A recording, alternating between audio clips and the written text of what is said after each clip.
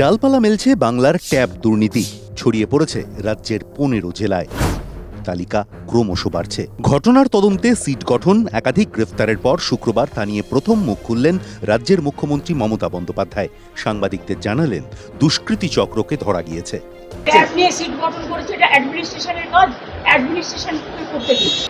এর মধ্যে মহারাষ্ট্রেরও অনেক প্রজেক্ট ওরা হাইজ্যাক করেছে, অন্যান্য রাজস্থানেরও করেছে, সব স্টেটের থেকে হাইজ্যাক করেছে। এই গ্রুপটাকে আমরাই ধরতে পেরেছি।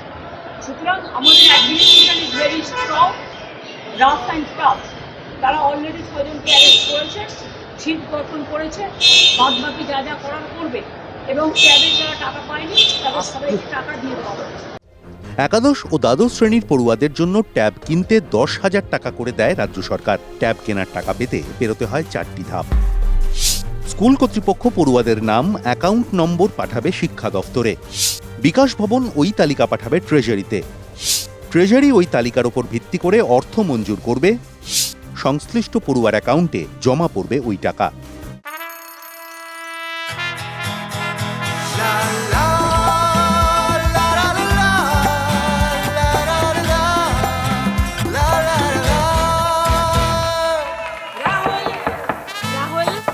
तन के साथ मन को जगाओ वी-गार्ड वाटर हीटर्स के संग वी-गार्ड।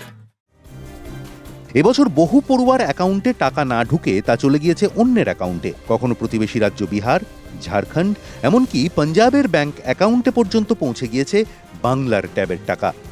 বৃহস্পতিবার রাত পর্যন্ত রাজ্যের 15 জেলায় 194টি স্কুলের পড়ুয়ারা এই দুর্নীতির শিকার। আমার অ্যাকাউন্টে ওটা আসার কথা ছিল, কিন্তু ভুল অ্যাকাউন্টে চলে আসছে। আমাদের ভেরিফিকেশন সবই ঠিকই আছে, কিন্তু কি কারণে টাকাটা ঢুকছে নি, কোথাও কিছু একটা মিস্টেক আছে। এফআইআর না করলে তো অনুসন্ধান হবে না, তাতে বিষয়টা তো ধামাচাপা পড়বে। এখন ডিআই অফিসে এসেছি এটা জমা দেওয়ার জন্য। ওনারা ডায়েরি করতে বলেছিলেন, ডায়েরি নেয়নি। দুষ্কৃতীরা পড়ুয়াদের নাম ও অ্যাকাউন্ট নম্বরের তালিকা হ্যাক করে নিজেদের অ্যাকাউন্ট নম্বর বসিয়েছে। ঠিক কোথায় এই কুকীর্তি হয়েছে তা জানতে হচ্ছে ফরেনসিক অডিট। আবার ভিন্ন মত রয়েছে। তদন্তকারীদের একটি অংশ মনে করছেন গোলমাল হয়ে থাকতে পারে একেবারে তৃণমূল স্তরে। তাদের দাবি, অধিকাংশ জালিয়াতি সাইবার ক্যাফে থেকে। প্রত্যন্ত এলাকার স্কুলের সঙ্গে যোগাযোগ থাকে স্থানীয় ক্যাফের। স্কুলের কাজ করা হয় ওই সাইবার ক্যাফে থেকেই। সেই যোগাযোগের সূত্র ধরে স্কুলের লগইন ক্রেডেনশিয়ালস বা ইউজার নেম এবং পাসওয়ার্ড রাখা থাকে ক্যাফের মালিকদের কাছে। স্কুলের লগইন ক্রেডেনশিয়ালস ব্যবহার করে পড়ুয়াদের ব্যাংক অ্যাকাউন্ট নম্বর বদলানো যায়। কিন্তু এই কাণ্ড কার মস্তিষ্ক প্রসূত?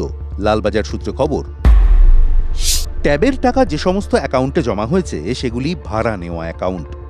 300 টাকা থেকে অন্তত 5,000 টাকার বিনিময়ে সেই সব অ্যাকাউন্ট ভাড়া নেওয়া হয়েছিল। অ্যাকাউন্টে টাকা ঢোকার 1-2 ঘন্টার মধ্যেই তা তুলে নেওয়া হয়। গোয়েন্দারা মনে করছেন উত্তর দিনাজপুরের চোপড়া গোটা চক্রের এপিসেন্টার। এর আগে আঙুলের ছাপ নকল করে বাসিন্দাদের ব্যাংক অ্যাকাউন্ট থেকে টাকা তুলে নেওয়া হয়। লালবাজার মনে করছে এক্ষেত্রে চক্রের মাথা একজনই, কিন্তু কে তিনি? কলকাতা এবং মালদহ পুলিশ তৈরি করেছে বিশেষ তদন্তকারী দল বা সিট। রয়েছে সিআইডিও।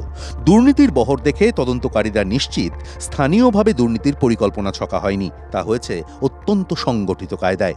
সাহায্য নেওয়া হয়ে থাকতে পারে ভিন রাজ্যের সাইবার প্রতারকদেরও। দুর্নীতিতে জামতারা গ্যাং জড়িত থাকতে পারে বলে সন্দেহ শিক্ষামন্ত্রী ব্রাত্য বসুর।